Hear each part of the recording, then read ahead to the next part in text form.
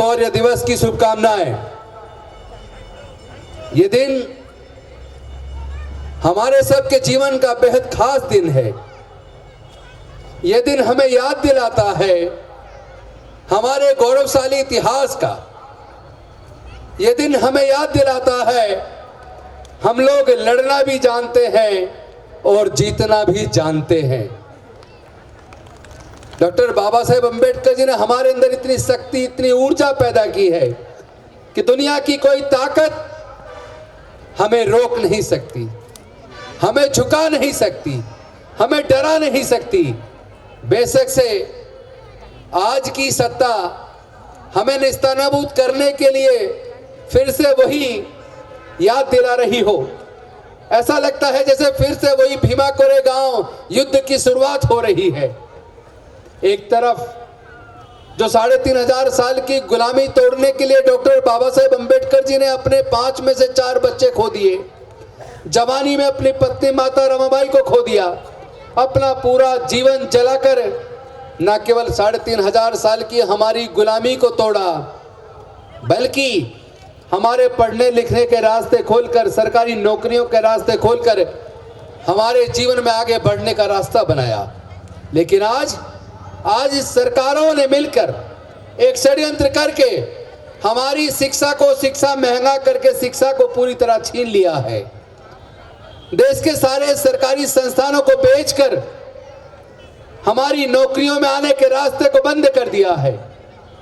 शिक्षा से और नौकरी से ही हम आगे बढ़े थे। जब शिक्षा नहीं होगी, नौकरी नहीं होगी, तो हमारी स्थिति क्या होगी, इसके ऊपर मुझे ज्योतिबा फूले जी की वो बात याद आती है, शिक्षा बिना ज्ञान बिना मति गई, मति बिना गति गई, गति बिना नीति गई, नीति बिना धन गया, धन के अभाव में हम गरीब और गुलाम हो गए। और ये जो नुकसान हुआ ये अविद्या की वजह से हुआ। तो फिर से वही स्थिति वापस आने वाली है। ऐसा लगता है जैसे गुलामी फिर से वापस हमारी तरफ बढ़ रही हो। ऐसा लगता है जो ये सरकारें एक साजिश के तहत डॉक्टर बाबा साहेब अम्बेडकर के संविधान को खत्म करके मनुस्मृति का शासन लाना चाहती हो। उसी के ऊपर मुझे याद आता है, लगता है कि डॉक्टर बाबा साहेब अम्बेडकर फिर से हमसे कुर्बानी मांग रहे हैं। वो आह्वान कर रहे हैं।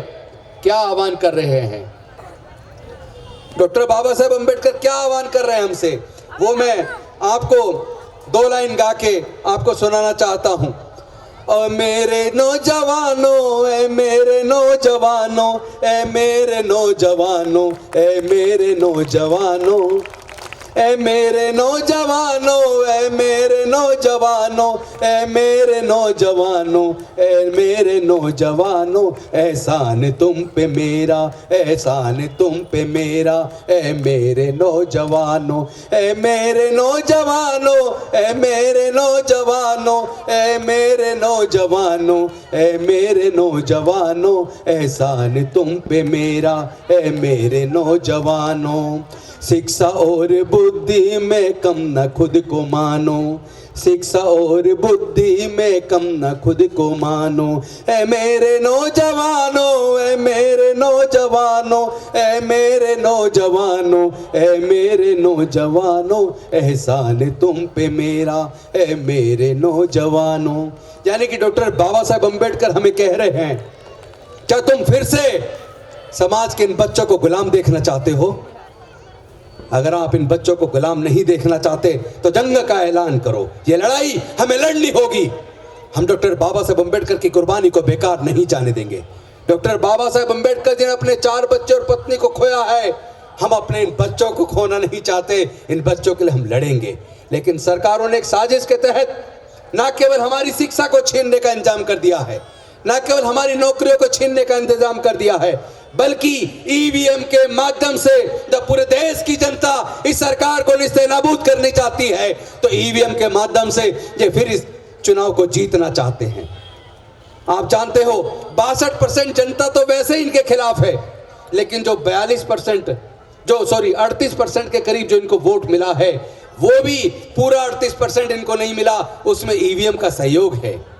अभी आपने देखा हो, एक वीडियो आ रही थी, एक वीडियो किसी ने सोशल मीडिया पे डाली हुई थी, जिसमें उन्होंने दिखाया है कि वो केले के ऊपर वोट डालते हैं तो पिक्चर के अंदर केला दिखता है जब लाइट जलती है, फिर दोबारा से केले पे वोट डालते हैं, फिर से लाइट जलती है और केला नजर आता है, लेकिन वो उस बॉक्स को खोलकर फिर दिखाता है कि वो पर्चियां गई कहाँ, उस पर्ची पे कौन सा चिन्ह है, तो उसमें दिखता है पहला वोट केले पर डाला, केले पे दिखाया, दूसरा वोट भी केले पर गया, लेकिन पर्ची के अंदर एप्पल है, सेब है। यानी कि किस हद तक ये चुनाव के अंदर धांधली करते हैं। ये ना केवल सारे देश का मीडिया इनके साथ हो गया है, सारे देश का कॉरपोरेट इनके साथ हो गया है, सारे देश का माफिया इनके साथ हो गया है, बल्कि सारे देश का जो सरकारी तंत्र है, जो ब्यूरोक्रेसी के द्वारा चलता है, वो भी इनके साथ हो गया है। ऐसे में ईवीएम के रहते इनको हराना आसान नहीं होगा। इसलिए ईवीएम के खिलाफ बैलेट से चुनाव हो, इसके लिए बड़ा आंदोलन की तैयारी करनी होगी। पूरे देश के अंदर एक बड़े आंदोलन की तैयारी करो। हम डॉक्टर बाबा साहब अम्बेडकर के बच्चे हैं, हम दोबारा से गुलामी स्वीकार नहीं करेंगे, हम लोग लड़ेंगे, हम लोग जीतेंगे। आपने हमारी शिक्षा महंगा करके षड्यंत्र के तहत छीन लिया है, आपने देश के सारे संसाधनों को बेचकर हमारी नौकरियों को छीन लिया है। आप लोग सवाल पूछने से डरते हैं। आज की सरकारें नहीं चाहते कि हमारे लोग सवाल करें, सत्ता से सवाल करें, और वो जानते हैं सवाल करने की ताकत पढ़ने से आई है, ज्ञान से आई है। इसलिए अगर आप वो सरकारें चाहती है कि ये सवाल ना करें, इसलिए वो हमारे बच्चों से शिक्षा को छीन रहे हैं। क्या इस षड्यंत्र को आप कामयाब होने दोगे? अभी प्रीतम जी ने पूरा डिटेल में समझाया किस तरह भीमा कोरे गांव के अंदर की युद्ध के अंदर 28,000 की पेशवा सेना को 500 के हमारे महार वीरों ने निस्तनाबूद कर दिया। तो हम लोग इतने कमजोर नहीं है संख्या के अंदर, अब तो उनसे कितने गुना ज्यादा है। बिहार की सरकार ने जो जाति की गणना करवाई, जो आर्थिक आंकड़े सामने आए हैं, उससे स्पष्ट हो गया है देश के सारे संसाधनों पर लगभग 90% के ऊपर इन 10% लोगों का कब्जा है। ये स्वर्ण लोग केवल 12% हैं। 12% लोग देश के सर्वोच्च न्यायालय उच्च न्यायालय पे कब्जा कर चुके हैं। देश के सारे 90% व्यापार पे कब्जा कर चुके हैं। देश के 90% प्राकृतिक संसाधनों पे कब्जा कर चुके हैं। मैं पूछना चाहता हूं, ये जो प्राकृतिक संसाधन है, जहां अरबों खरबों रुपए पैदा होता है, ये जो जल जंगल जमीन है, खेती की जमीन है, क्या कोई अपनी माँ के पेट से लेके पैदा हुआ है? अगर माँ के पेट से लेके पैदा नहीं हुआ तो उसके अंदर हमारा और आपका हिस्सा कहाँ है?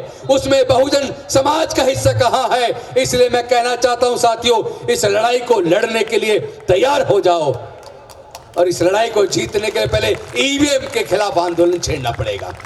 मैं इस इंडिया गठबंधन से भी कहना चाहता हूं, इस इंडिया गठबंधन के अंदर अभी 28 पार्टियां हैं, और पार्टी भी शामिल हो जाएंगी, लेकिन मैं पूछना चाहता हूं, आप जीतोगे कैसे इस इंडिया गठबंधन को ईवीएम के खिलाफ? अभी तो उन्होंने एक प्रस्ताव पारित किया है कि वो जो वोट डलती है मशीन के द्वारा, और जिस बॉक्स के अंदर वो लाइट जलती है जिसमें दिखता है वो चिन्ह जिस पे आप वोट डाल रहे हो, हमने ये मांग की है, इंडिया गठबंधन ने भी ये मांग की है कि वो पर्ची वोटर को मिलनी चाहिए, अंदर ना गिरे, बल्कि वोटर को मिले। वोटर उस पर्ची को देख के तसल्ली कर ले कि ये पर्ची वही है जिसमें मैंने वोट डाली है, और वहीं पे एक बैलेट बॉक्स हो, उस बॉक्स के अंदर वो पर्ची डाली जाए, ईवीएम की गिनती के बाद उन सारी पर्चियों की भी गिनती की जाए, उसका मिलान किया जाए, उसके बाद चुनाव का रिजल्ट घोषित होना चाहिए। ये इलेक्शन कमीशन ऑफ इंडिया से हम लोग मांग करते हैं, और अगर इलेक्शन कमीशन ऑफ इंडिया इस बात को नहीं मानती, और सुप्रीम कोर्ट के अंदर भी पिटीशन डली है, अगर वहां से भी कोई निर्णय नहीं आता, तो ये बात स्पष्ट हो जाएगी कि ये सारी ताकतें मिलकर जनता के खिलाफ ईवीएम से उस सत्ताधारी पार्टी को चुनाव जिताना चाहते हैं जिन्होंने न्यू एजुकेशन पॉलिसी के माध्यम से हमारे बच्चों से शिक्षा को पूरी तरह छीनने का इंतजाम कर दिया है। उन्हें यूनिवर्सिटी को 3 कैटेगरी में बांट दिया है। ए ग्रेड यूनिवर्सिटी के अंदर पूरा खर्चा बच्चों को उठाना पड़ेगा, पूरा खर्चा 100%। बी ग्रेड यूनिवर्सिटी में 75% खर्चा बच्चों के पेरेंट्स को उठाना पड़ेगा, और सी ग्रेड यूनिवर्सिटी जो एकदम थर्ड क्लास होंगी उसके अंदर भी 25% खर्चा बच्चों को उठाना पड़ेगा। यानी कि लाखों रुपए का खर्चा चाहिए। अभी अगर आप जो बच्चे आपके इंजीनियरिंग कर रहे हैं सरकारी इंजीनियरिंग कॉलेज से, आप उनकी फीस का चार्ट देख लीजिए। 2.5 लाख तो 1 साल की फीस है। हॉस्टल का खर्चा अलग है, किताबों का खर्चा अलग है, खाने का खर्चा अलग है, बाकी सारे खर्चे अलग हैं। एक साल में कम से कम 3.5 लाख रुपया चाहिए। 4 साल का कोर्स है, कम से कम 14 से 15 लाख रुपया चाहिए। और अगर आपका बच्चा NLU के लिए क्वालिफाई कर जाता है, LLB के लिए 5 साल का कोर्स 12वीं के बाद, तो उसकी फीस 2.5 लाख। उसी तरह उसका खाने का खर्चा, किताबों का खर्चा, हॉस्टल का खर्चा, सारे खर्चे जोड़ लो तो 5 साल की डिग्री लॉ की करने के लिए कम से कम 20 लाख के करीब रुपया चाहिए। मैं पूछना चाहता हूं, क्या हमारे बच्चे ये 15 लाख 20 लाख का खर्चा उठा सकते हैं क्या? पहली बात तो एडमिशन के लिए कोचिंग चाहिए। कोचिंग में 2-3 लाख रुपया कम से कम खर्च होता है। 2-3 लाख खर्च करके कोचिंग करके अगर क्वालिफाई कर भी ले बच्चा, उसके बाद इंजीनियरिंग में, मेडिकल में, लॉ में, IIM में, और IIM की तो फीस 2 साल का MBA करने के लिए 50 लाख रुपया चाहिए। क्या हमारे लोग खर्चा उठा सकते हैं?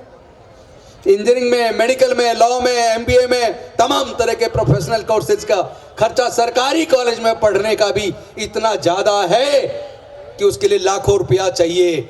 और हमारे समाज के 99%, SC ST के 99% लोग, OBC के अति पिछड़े वर्ग के 99% लोग, माइनॉरिटी के 95% लोग, उनके अगर पूरे परिवार की इनकम को जोड़ लिया जाए तो पूरे परिवार की इनकम एक महीने की 3,000 से लेकर 20,000 रुपए के बीच है। पूरे इंडिया का आंकड़ा निकाल के देख लीजिए।